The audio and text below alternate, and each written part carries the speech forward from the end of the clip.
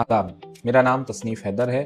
अब तक आप मेरी आवाज़ में अदबी दुनिया पर बहुत सी कहानियाँ सुनते चले आए हैं और जो लोग इन कहानियों को सुनते रहे हैं, उन्होंने इसे बहुत पसंद किया इस सिलसिले को। लेकिन अब किसी वजह से हम इन कहानियों को सिर्फ़ मेंबर्स के लिए अपलोड करेंगे। तो अगर आप इस सिलसिले को पसंद करते हैं और कहानियाँ सुनना चाहते हैं, तो आप अदबी दुनिया के यूट्यूब चैनल पे जॉइन बटन दबाकर मेंबरशिप ले लीजिए।